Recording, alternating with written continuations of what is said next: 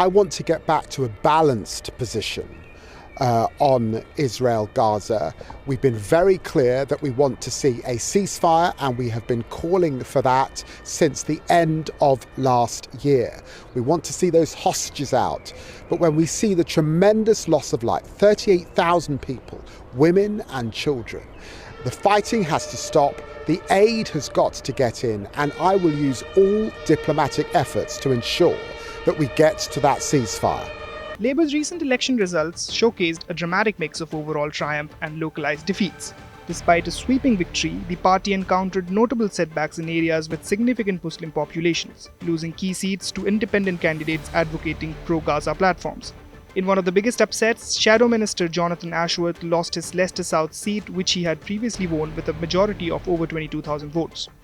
He lost to independent candidate Shaukat Adam by a margin of 979 votes. Adam declared "This is for Gaza" upon his victory, reflecting the influence of pro-Palestinian sentiment in the constituency, where around 30% of the electorate are Muslim.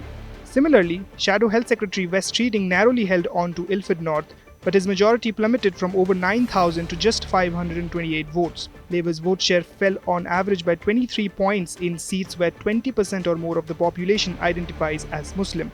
Labour lost 5 seats with significant Muslim populations, 4 to independents and 1 to the Conservatives. In Birmingham Peri Bar, Labour's Khalid Mahmood was defeated by independent Ayub Khan by 507 votes. In Leicester East, the Conservatives won the seat previously held by Labour with the help of former Labour MP Claudia Webb, whose pro-Palestinian stance drew significant votes away from Labour. Independent candidates focusing on the Gaza conflict also won in Dewsbury and Batley as well as Blackburn, areas that previously had strong Labour majorities. Other senior Labour figures in Muslim-majority areas saw their majorities drastically reduced.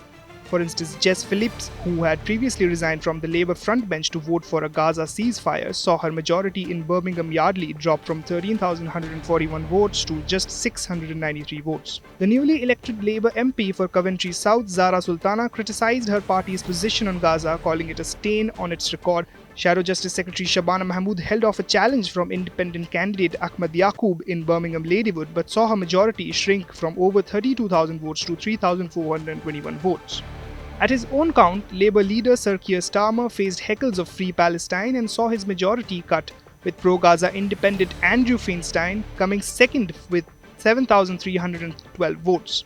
In Islington North, former Labour leader Jeremy Corbyn, who was suspended from the party over his response to a report on anti-Semitism, retained his seat as an independent, defeating the Labour candidate by over 7,000 votes.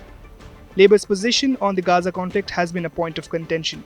The party has committed to recognizing a Palestinian state in its manifesto but has faced criticism for its perceived slow response to the conflict.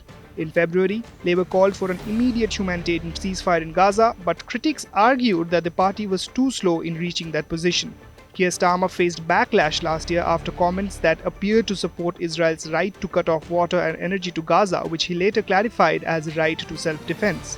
While Labour celebrated a significant overall victory, the losses in Muslim-majority constituencies underscore the challenges the party faces in reconciling its stance on international conflicts with the sentiments of its diverse voter base.